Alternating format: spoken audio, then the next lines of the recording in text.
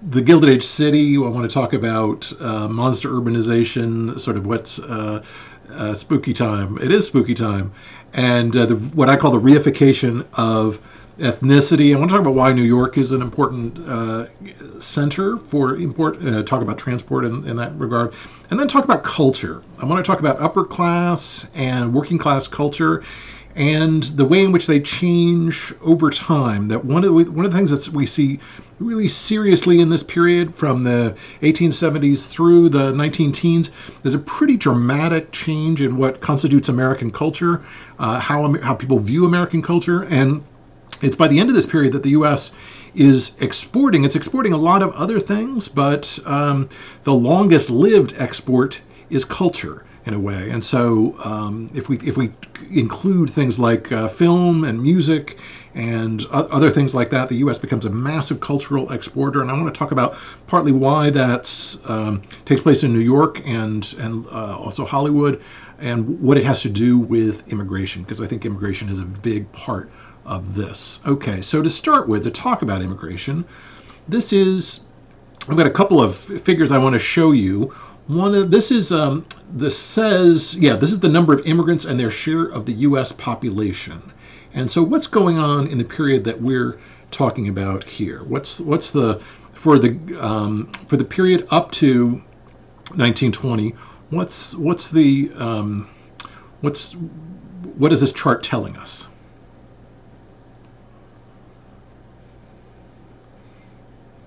What should we be taking from this chart?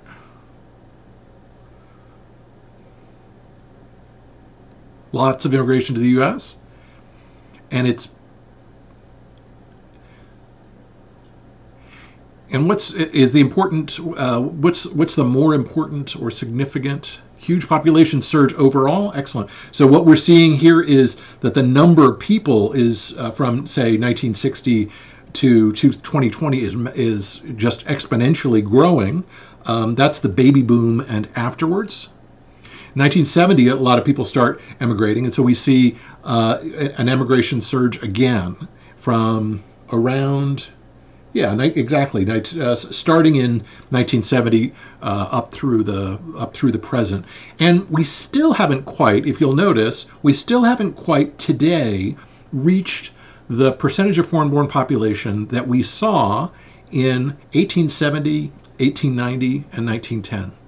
The percentage of foreign population peaks at just about 15% of the people in the country who are from foreign places. We're at something like 13%, according to this graph today in 2020. This is important because we've had a lot of controversy about immigration in the news and in politics and things like that. And there has been a large increase in immigration from 1970 forward, but it still hasn't quite, in terms of the percentage of population, ever reached the American high of 1870, 1890, and 1910. There are little downticks as well.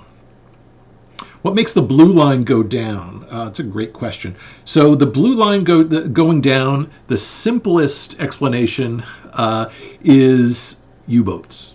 Basically, German U-boats in the North Sea, starting in 1915, make it impossible for U.S. Immigration because it's dangerous to come, particularly from Europe, to the United States. And that's where a lot of the immigration comes in. And then, as Chris says, it's immigration restrictions after 1920. But the biggest restriction of immigration is really U-boats, German U-boats in the North Sea, that it becomes dangerous to travel from Europe to the United States, and there's a big drop as a result. And then after likewise, up through 45, we see a drop in population. And then immigration restrictions in the 1950s that are pretty controversial. They're basically designed to kind of attract European immigrants, but block immigrants from other parts of the world. And then around 1970, a change in a change in immigration policy, so that you have many more visas that are available for tech visas and H-1 visas and H-2B visas and a bunch of other. So immigration restriction starts to go away, or the kinds of immigration restriction that have been popular after World War II. But wars are a big part of it. Wars are a big issue, as both Claire and Chris say.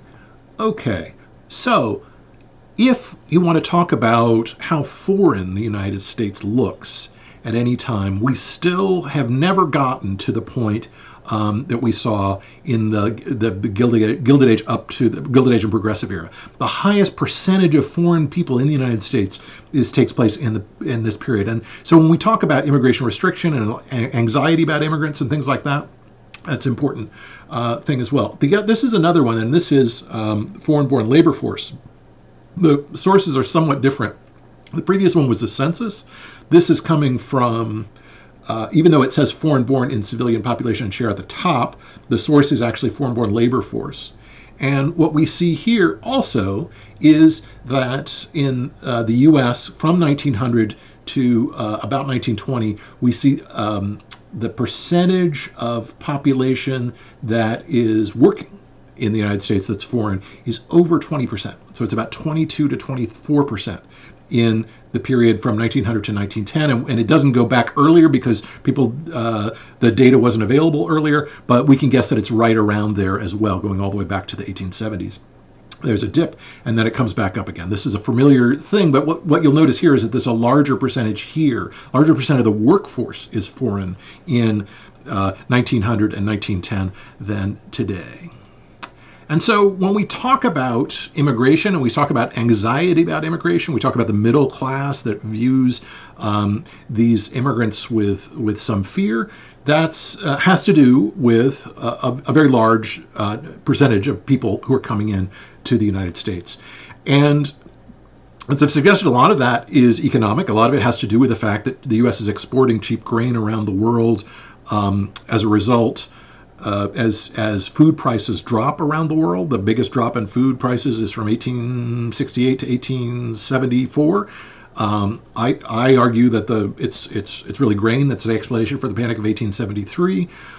As grain goes out from the United States to the rest of the world in massive quantities, land prices start to drop, agricultural land prices start to drop, and a lot of land that in Europe had previously been devoted to agriculture shifts to other purposes like urban and industrial work, and lots of people get effectively not laid off, but are no longer sort of necessary in Europe, and they come to the United States. And in part, they're coming back in on the very ships that grain is being sent out on.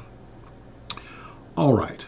So, as I said before, and this is just recapping, the people that are coming into the United States in this period, this is not a disorganized process. This is actually a highly organized process. And people are ending up in immigrant enclaves. So that, and so this, I thought I would share this. This is my grandmother. And the little girl on the top there is my grandmother. And she's about 3 in this picture, I guess. And this is called the Garden of Eden in Rutland, Vermont. Everyone here in this picture speaks Swedish. Almost none of them speak English. My grandmother at this point did not speak a word of English. She doesn't speak any English until she goes to school. And all of these people in Rutland, Vermont, not all of them, but a vast majority of them, are people who've come from Sweden. And they call Rutland, Vermont the Garden of Eden, believe it or not, because it's cold enough that it's similar to Sweden. A little bit. I learned my Swedish prayer. Giet som haver bornen kär, sedel mig som liten vart jag mig I världen vänder, stormen lika igets händer, har jag Jesus I min famn, så somnar jag I Jesus namn. That's the Lord's Prayer in Swedish. That's all the Swedish I know, though. So that's the Garden of Eden, and my grandmother, that was the first thing she taught me, was my Swedish prayer. She grew up thinking about Sweden. It is cool. I can remember that. It's kind of astonishing. My German is my German is pretty good, actually, but my Russian is pretty terrible, and so my Russian version of this.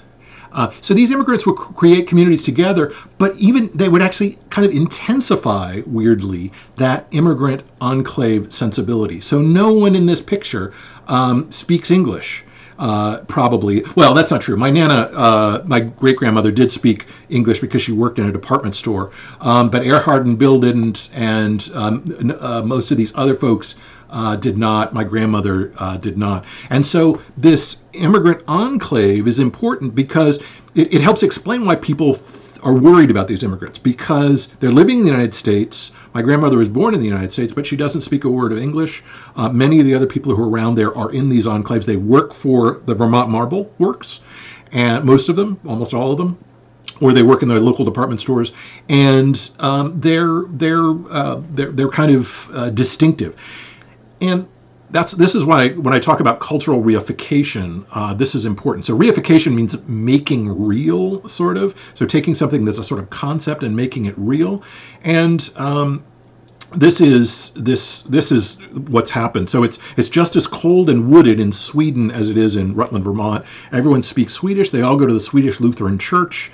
My grandmother spoke Swedish until first grade, but her idea of Sweden was actually nothing to do with Sweden. So the Sweden that she imagined in the 1920s and 1930s, all the way up until 1972 when she visited, her image of Sweden was actually 19th century Sweden. Her image of Sweden was actually the Sweden that her parents and grandparents left behind. Sweden had changed drastically, but people's idea about what was Swedish and what was not Swedish was radically changed. Rutland, Vermont was still a small town with the Swedish hymnals in the church, Swedish kids with kids' books in the library, coffee breaks, and Swedish meatballs. Few Swedes at the time would have recognized this except in history books. So my grandmother goes to visit Sweden in 1972. She's shocked that Sweden is urban, it's sophisticated, and the thing that most big IKEA stores, right? The thing that most shocked her was the pornography industry. Pornography was at the Swedish. At this point, Sweden was producing most of the pornographic films that are being consumed around the rest of the world. And so there are billboards that just shock my grandmother, that her idea of Sweden is this old Sweden. So anyways, the culture then that's brought over is sharpened in a way in the United States, in a way that it isn't in the home places. And so a lot of this kind of rural culture, cultural traditions are kept and preserved in the United States for quite a long time, and much later than they're preserved back at home. So this immigrant clustering, then, there's a sharpening, I think, an objectification of ethnic identities. And this sharpening and objectification, yeah, exactly. So by the time that these children are old enough to understand the traditions, those traditions are gone. They're absolutely gone from those places. This is likewise true in the German Lutheran communities. The Russian Poles that are in the upper Midwest that settle in the Dakotas and things like that. The Polish that they speak, the Russian Germans. The Russian that the Russian Germans speak, they have been Germans in the 16th century. They settle in Russia and then leave in the 1870s. They still are there today, the Russian German folks. And there are none of those people left in Russia. None of those German Russians, none of those churches are left. None of those communities are left. But they've been preserved, weirdly, in the United States because of this immigrant clustering. Because the country is so large, because there are lots of clustering that takes place there. Okay, so why New York? Why then? So the simple answer for why New York is that New York has massive port.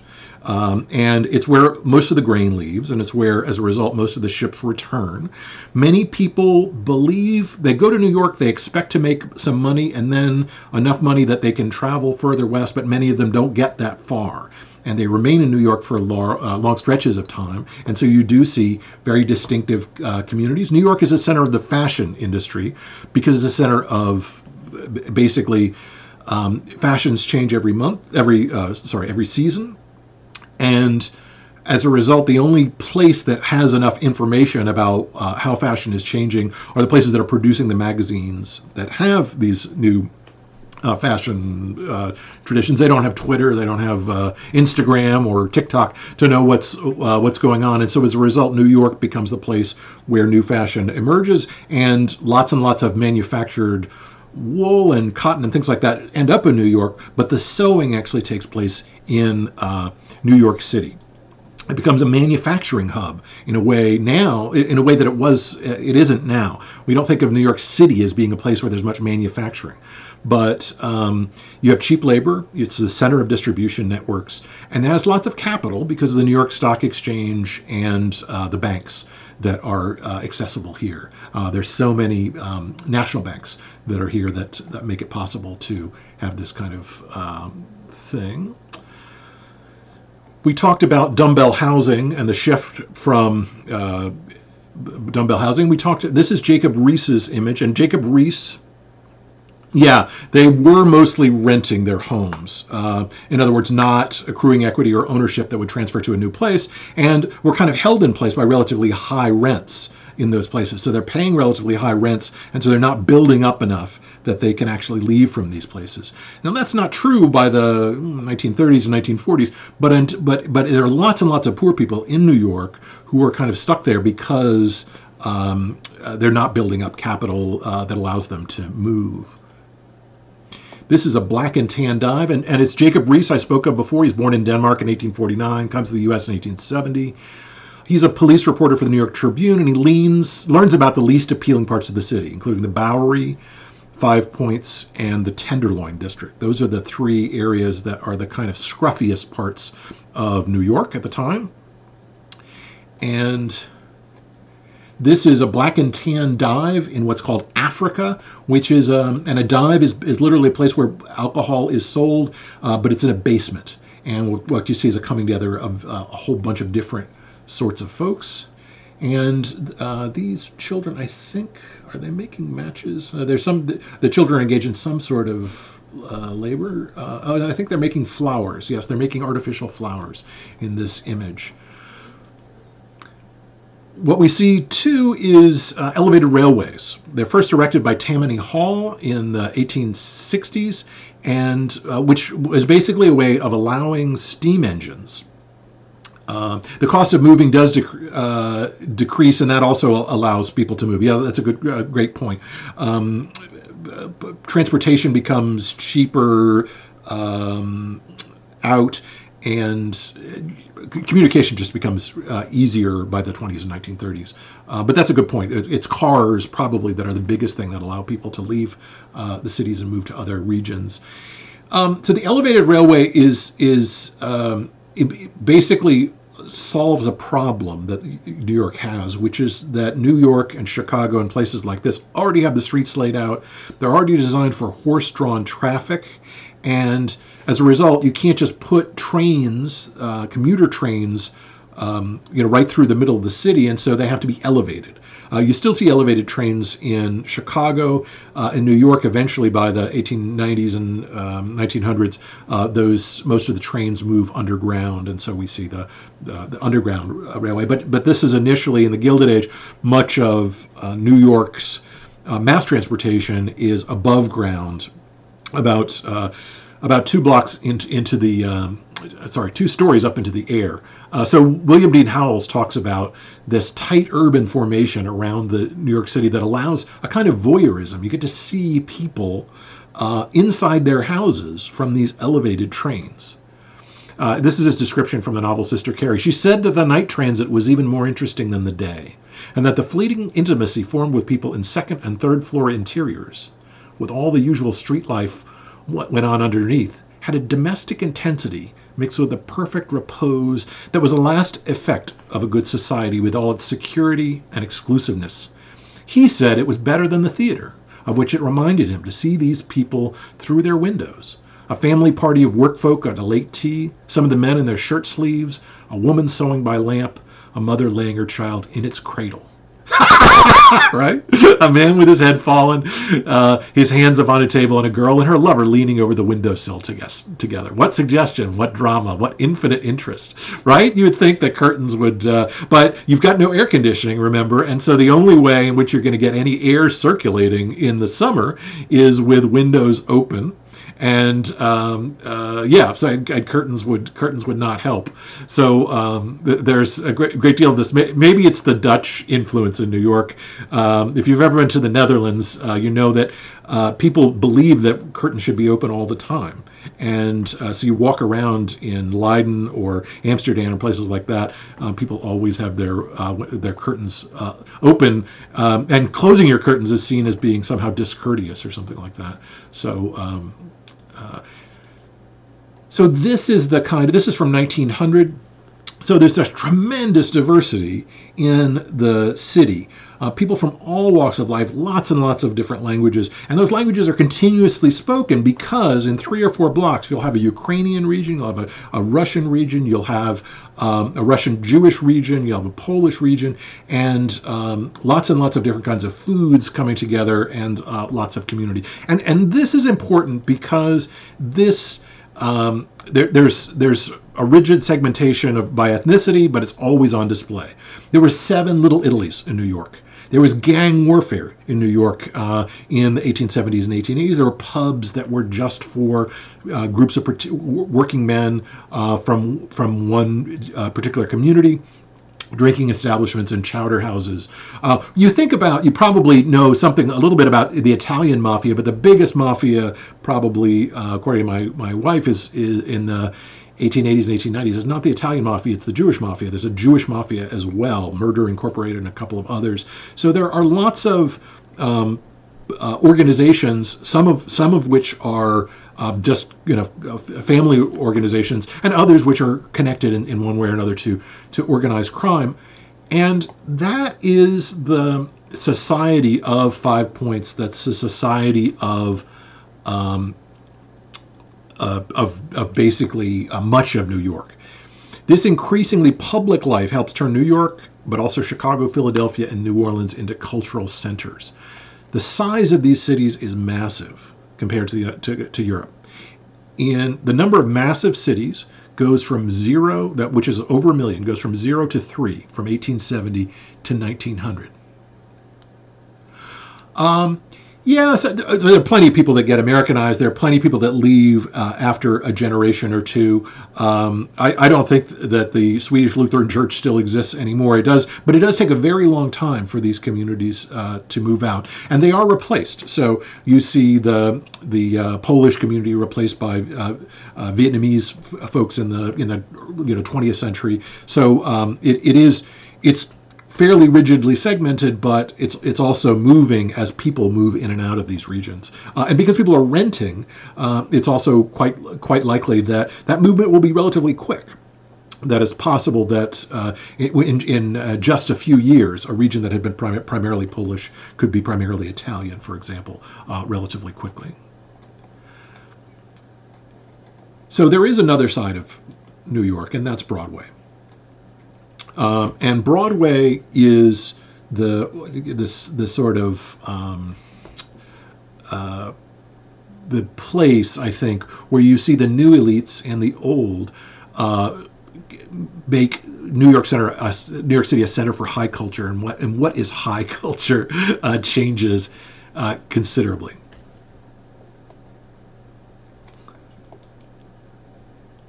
So this is high culture in the 1870s. And Broadway was where the operas and the plays were held. And this is the world of what were called the Upper Ten. The New York 400, for example, was all the people who could fit into Mrs. Vanderbilt's ballroom. Broadway became a center for a certain kind of culture, the sort of upper class culture, and life we associate with the old rich now was associated with the new rich then. And so there is a kind of movement of new rich folks into these regions. The old rich in the 1870s were the Knickerbocker aristocracy. And the Knickerbocker aristocracy was a different group of people. There's names, some of them are names that are familiar to you, the Rhinelanders, the Morgans, the Astors, the Vanderbilts, and the Roosevelts. Those are, almost all of them are Dutch names. Stuyvesant, Vanderbilt, Roosevelt, and Livingston are Dutch names. I think Rhinelander's a German name. But many of these are the old Dutch elites that had settled in this region in the 1660s. Their great-great-great-great-great-great-grandchildren are the people who are the old rich in the 1870s, and they were distinguished in this period by the Second Empire style, which is emerges in France from 1850 to 1870 with a mansard tower that you see here at the top. And the sort of Addams Family house, right? If you've ever seen the Addams Family, that's what the old Knickerbocker aristocracy lived in. These were large houses, but they weren't the kind of pretentious mansions that the new rich tended to occupy. The conflict between the new rich and the old rich takes place in these ballrooms. The older rich was less ostentatious. They kept it to themselves. The new rich, though, increasingly emphasized grand display and tried to show off in a way that the old rich didn't.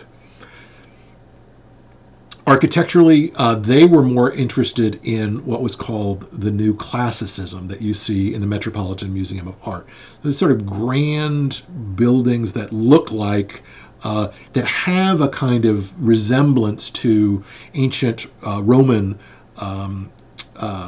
classic models, although they're taller and most of the pillars and things like that are actually just in this place just for decoration. They're not actually holding the building up. They would have Little Women. Yes. So this is the I think you mean. That's this picture here looks like Little Women, yeah. And this is actually supposed to be Mrs. Vanderbilt's ballroom, and this is where the sort of conflict between the new rich and the old rich meet.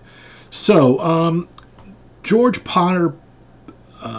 So it's the Metropolitan Museum of Art that emerges in this period, and that's because of a few people: George Potter Putnam and Cornelius Vanderbilt. Along with a few other railroad magnates, they amass massive private collections. And the way they do that, the reason they do that, is back to the Franco-Prussian War. Remember the Franco-Prussian War where Prussia is invading France in 1870 and 71? The war only lasts, 6 or 8 months. That's where the Paris Commune is and things like that. Well, what happens is that both French and German aristocrats who are desperate for funds sell off their paintings. In France, that happens in 1870 and 71, and people like Vanderbilt and Morgan and others buy up these paintings and ship them all back to the United States. In Germany, after the Panic of 1873, German aristocrats are increasingly dumping their paintings. And so the U.S. acquires an insane number of paintings. The trouble is for Vanderbilt and these others, they don't even have enough places to put them. In a way, the Metropolitan Museum of Art is a place for them to showcase their wealth and showcase their culture and showcase their taste. And museums become a very different thing than they had been previously. I don't know if any of you have ever been to an old-fashioned museum but before this period, but museums before 1870 were basically curiosity cabinets where you'd walk around and there'd be a table covered with glass and there'd be there'd be the biggest ball of yarn ever made in Albany and the teeth of a mastodon next to currency from 1710 next to so just a random collection of things that you could walk around and look at. But what the Metropolitan Museum of Art does and the way in which art changes in this period is it emphasizes a timeline. It emphasizes the teaching of history going all the way back and the whole world, the history of the whole world in these. And so I'm just lifted this from the Metropolitan Museum of Art's timeline of art history. But this organization of art, crucial in New York and making a cultural center, is organized strictly in terms of time, and so you hire a bunch of historians and art historians and others to come in and judge these goods, but also classify them. This is the American National Museum of Natural History, and this is what a new museum looks like. So while the Metropolitan Museum of Art told you the history of art, and each wing or section would have distinctive art like Japanese art or Mughal art or art from the Ottoman Empire or ancient Roman art. The American Museum of Natural History was designed to educate people about the past, educate people about the diversity of animals, and introduce people to the story of evolution. And so anthropology and archaeology become very important. It's where you get brontosauruses and dinosaurs and all those other sorts of things emerge in this period. They're reconstructed in places like the American National Museum of Natural History, and we start to see a much more clear division between the Cretaceous age and the creation of all these periods. Anthropologists and archaeologists and geneticists and biologists are irritated that all of the terms that we have for ancient world and the prehistoric world grows up in this period, because the names are just kind of bogus and made up at the time. A lot of the divisions that are laid out by somebody who just happens to have a bunch of objects together, and so it actually becomes quite difficult for anthropologists and others to. Smithsonian is emerging in just exactly the same time in New York, in D.C. as well, as a kind of an attempt to compete with the American Museum of Natural History and the Metropolitan Museum of Art. Smithsonian is really decades behind the natural history museums in New York and elsewhere. Okay. Now there's another kind of museum, and that's Barnum's Museum. And so I've talked about Broadway, and I've talked about, and so it's helpful to kind of understand that the new rich, in a way, are making their claim with these massive buildings, with these museums of natural history and the Metropolitan Museum of Art and others, and this showing off their wealth. The names of the Vanderbilt family and others are next to all of these paintings and things like that. The wings are named after them. And this is their way of showing that they are more cultured and more refined and more worldly than the old Knickerbocker elite. So it's a very important way of kind of defining themselves as being a new kind of elite that's not just as good as the old names like the Roosevelts and things like that, but better. And so it's important that, in a way, the cultural traditions that get amassed on places like Broadway in New York are a result of this attempt by a New Wealth to kind of cultivate a certain kind of past and kind of cultivate themselves, but actually educate the world. But there's also, and much more popular, is Barnum's Museum. And I don't know if you've ever been to a wax museum, but wax museums are a kind of a model of these sorts of places. They are much more, and so these are the low museums of the Bowery. So where Broadway is the place where the old elite is trying to muscle its way, the new elite is trying to muscle its way into the old elite. The places that are actually much more popular, yeah, exactly, like Ripley's Believe It or Not, these museums have wax displays, for example, with Dante's Inferno, which has pictures of the pits of hell, and there are people like Boss Tweed in there, a wax image of Boss Tweed, a statue of Henry Ward Beecher, who we'll talk about a little bit later, who had been a kind of famous religious person, but was then caught having an affair with another woman. Jay Gould is there, a kind of robber baron of the period. Victoria Woodhull, who was a champion of free love and a socialist, and one of the first female presidential candidate in the 1870s. She's depicted there writhing in torment. They had here in these kind of low museums on the Bowery, a tattooed man, for example, who would sit all day long to be viewed, or a double-brained child in a glass jar, a little bit more like the old curiosity cabinets that I was telling you about. Also, what are called the risque, spicy French sensations, appealed, sort of designed to appeal to people's men's baser instincts, I suppose. The secret of artist models and the secret of the seraglios. So you'd have women in wax that would be dressed up with very little on, or things covering their nudity somewhat, but images of seraglio, the Eastern.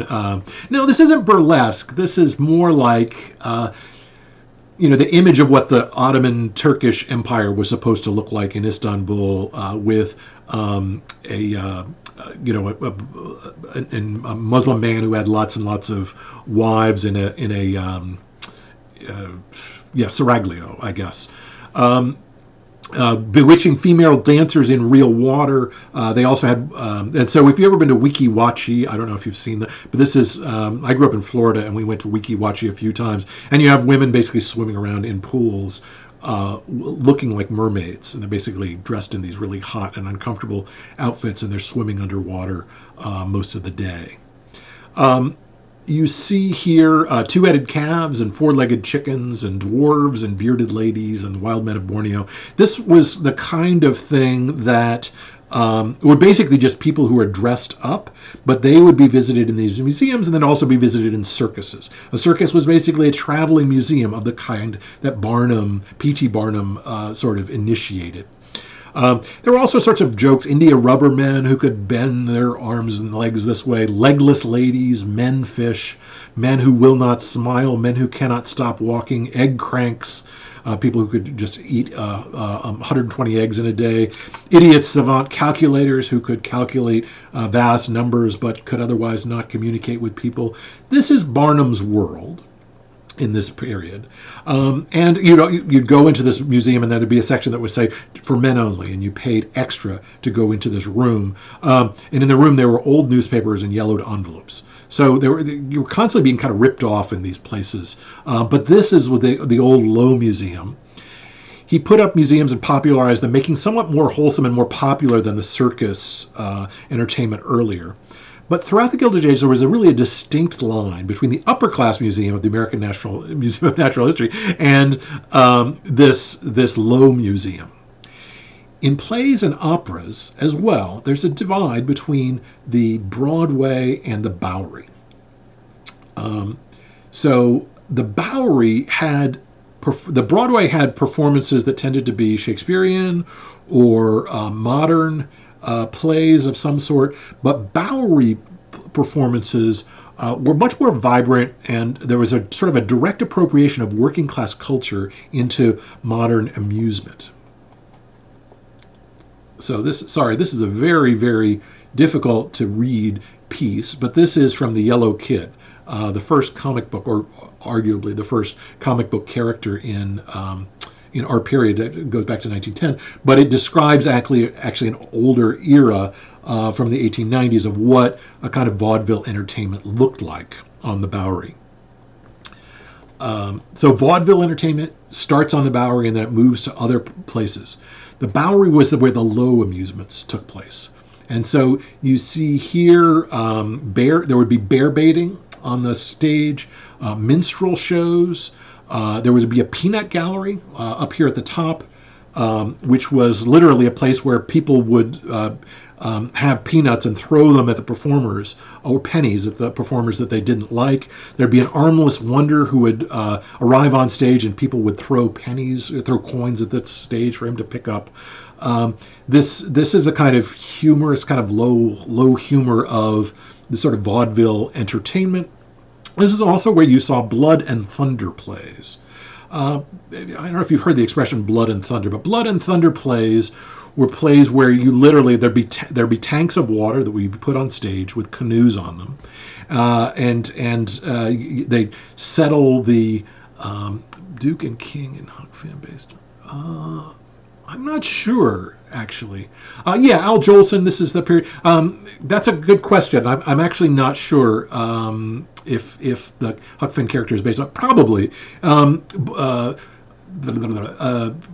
Twain did know Barnum and respected him and actually was involved in a couple of not very good investments with Barnum. So I'm almost certain that he would have used him in Huck Finn. So this is where the Blood and Thunder's placed. So the tanks of water would be canoes, and then another theater would come in and they'd put a bigger tank and have a fully rigged sailing ship in it for a play about the success of against the Spanish Armada. They do sound terrible. And the blood was in the midst of this. There'd be some controversy, conflict. People would be fighting with fake swords, and then pig's blood would be thrown onto the stage, poured onto the stage, to give you the sense that there was actual violence taking place. And there would be fake thunder sounds in the back by people waving metal sheets. You hold a metal sheet and you wave it, and it makes a kind of sound that gives you a kind of sense of thunder. So blood and thunder plays were literally pig's blood and lots of fake thunder in the background. These are the vaudeville plays that were very popular. You'd have a juggler. There's black and buck and wing dancers here. There'd be a blackface comedian in red suit, a clay modeler who could make pots very fast, singing newsboys. Bad performances would be booed. And yes, after a couple of drinks, and there was a lot of drinking and a lot of prostitution that took place in these seats, particularly in the seats higher up, where you couldn't be seen, and so it was common for prostitution to take place in these vaudeville shows. There was the introduction of the hook, which was a huge shepherd's crook that was lashed to a pole, and it would pull bad actors off the stage if there was enough booing and there were enough peanuts thrown from the Piedmont Gallery. Yes, there were African American and women performers. In fact, weirdly, some of the African American performers would be in blackface, so they weren't dark enough, for people's perception of what a black person was supposed to look like, and so there would be black people in blackface performing these shows.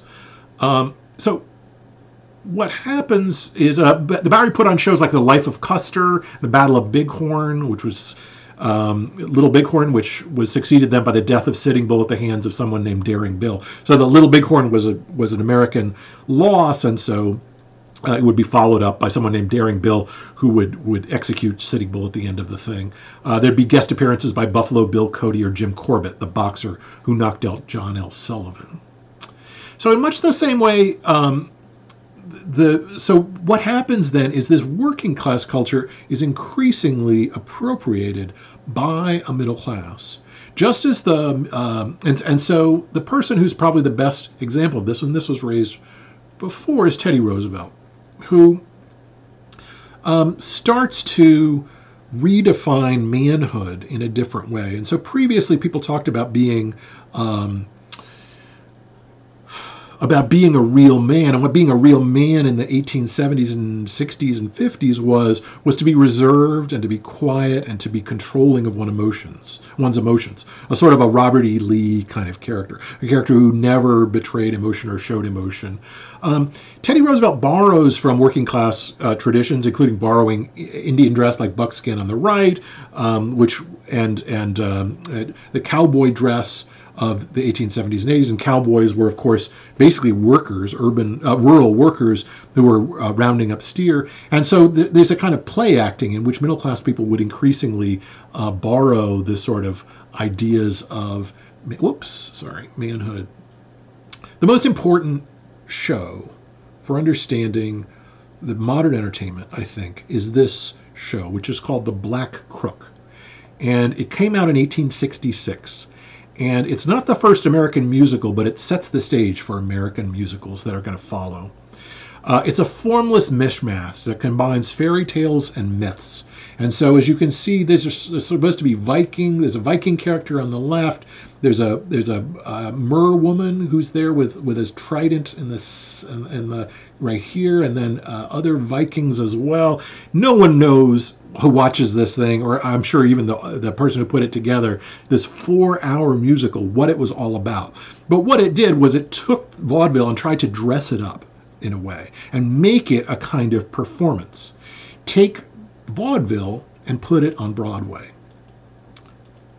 And so The Black Crook, this 4-hour musical tradition, emerges on Broadway as a kind of pastiche of a bunch of different vaudeville acts, but turning it into one extended kind of crazy play. Bear with me. And the most famous part of this is the dancing troupes. 100 young women would appear on any given night at the Black Crook and had what they were called premiers de ballet. They claimed that they were either French or Indian.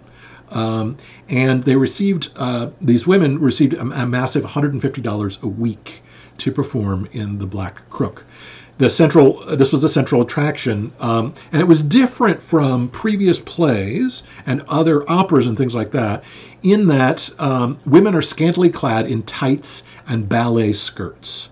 And this is where we get sort of can emerge, and this is where we get Ziegfeld Follies emerge. Right, exactly. Is basically from taking burlesque shows that had previously been in.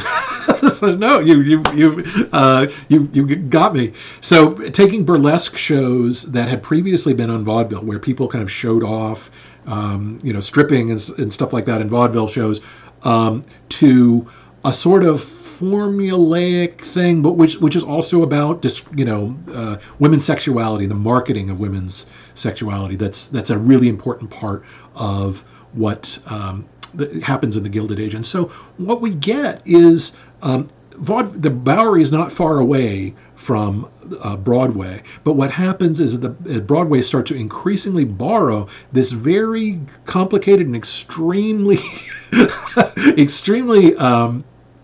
varied traditions of music and theater and play, some of them coming from Europe, some of them just invented ex nihilo in the United States, and mashes them together into this sort of mishmash that becomes popular entertainment. And the commodification of women's bodies is a crucial part of this process. Another place where kind of working class amusements get turned into cultural production is this place, Coney Island. Coney Island was a place which began as a beer hall in New York, and it's eventually turned into amusement concessions and a kind of permanent what's the word? Barnum's circus. It's a sort of permanent circus with rides on them, and it's here that you see again a new kind of cultural traditions that are very different from European traditions. Most of the rides that are in Coney Island are designed to get men and women to hug one another or to kiss one another. So there's a cannon coaster that makes women throw their arms around men. There's a tunnel of love. There's the canals of Venice. There's a steeplechase that blows off hats and lifts skirts, which encourages closeness and romance, and sort of takes that, but kind of cleans it up. So it's not the sort of they're not ironic at all. They're appropriations of a common culture that really is about being entertaining. In the case of the Black Crook, there's almost no irony at all in this. But what's especially interesting about the Black Crook, for example, by comparison, is that the Black Crook was something you could take anyone to. So vaudeville was dangerous because if you were a young woman and you couldn't go to vaudeville alone, you were very likely to be harassed and things like that. If you went to the Bowery, on Broadway, you were much less likely to be harassed as a single woman or women who traveled in groups. But they take some of the kind of excitement and cultural traditions, but also kind of female sexuality, and sort of package it all in a way that makes it somewhat safe, I suppose. And so for young women, this is a place where Coney Island is a safe place to engage in kind of smooching or dating or these other sorts of things, which would have been totally been unacceptable in the old country. Right, and so this is where Coney Island sort of takes young people's sort of sexuality and channels it in this direction that makes it somewhat safe. So the likelihood of rape, for example, on Coney Island is very small, and it's a place where it's a somewhat sort of safer place for men and women to meet, taking many of the sort of cultural traditions of the working class and sort of turning them into amusements which you pay for. And this is Coney Island itself.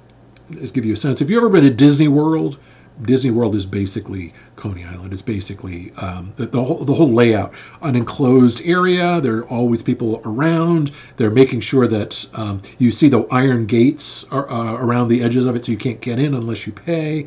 And it's a place for sort of a new kind of tradition, of dating, basically, that emerges. So Florence Ziegfeld, as Chris said, is.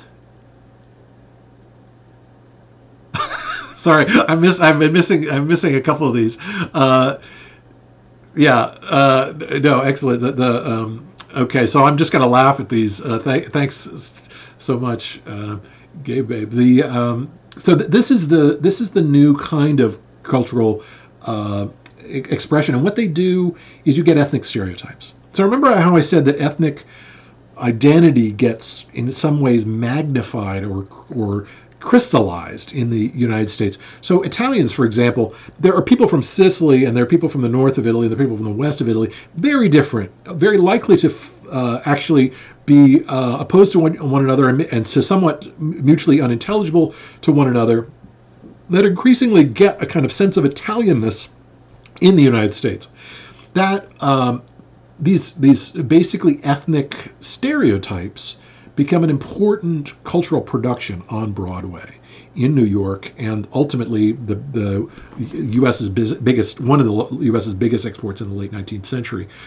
So it's here that you see. So Ziegfeld marries Anna Held, who's up here in the center.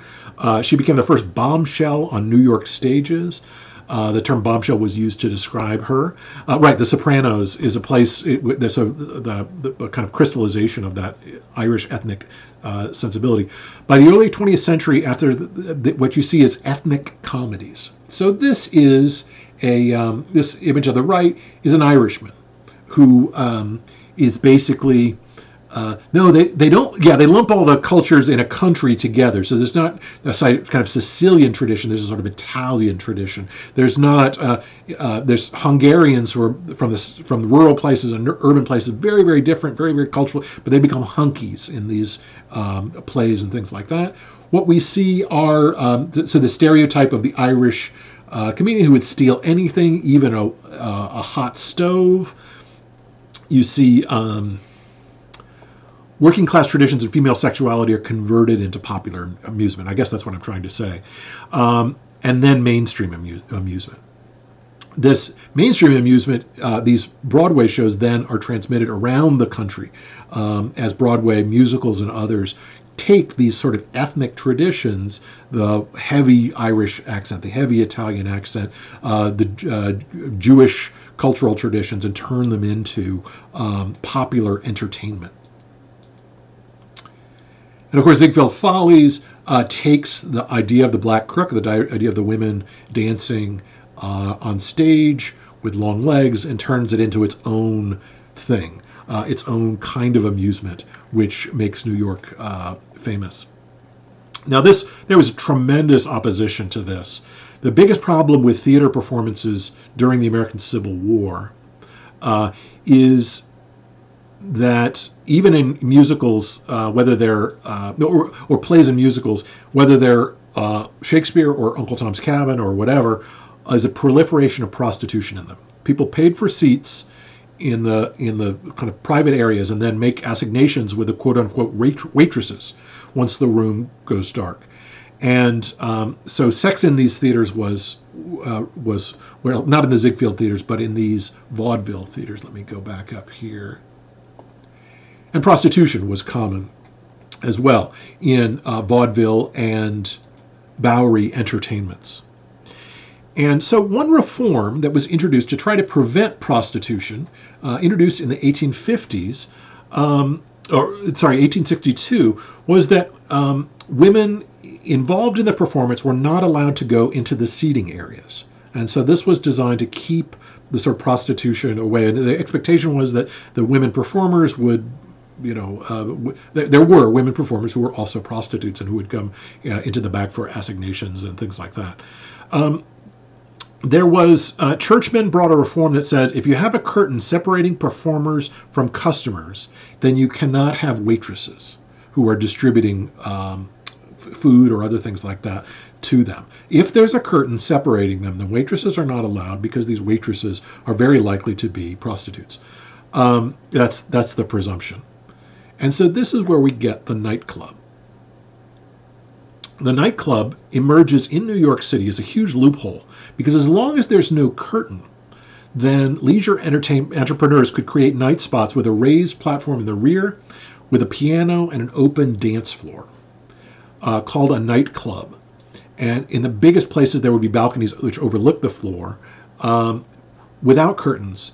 And this patrons are actually allowed to participate in. So there would be people who would be performing and things like that, and other people would sing along. There would be comedy shows and these sorts of things. Singers would sit at a table during acts, dancing with customers. There were waiter girls, women with low bodices and red boots that would take orders at tables. But there was no. But prostitution was basically almost impossible because it was a kind of wide open space and there were no curtains anywhere.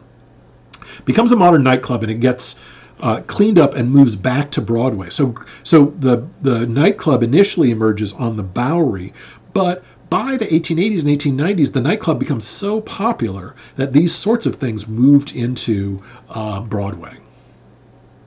So there are other cultural. So what we see is a sort of ethnic, working class cultural traditions that are associated with vaudeville, that are associated with the Bowery, that get moved up into Broadway and become kind of popular entertainment.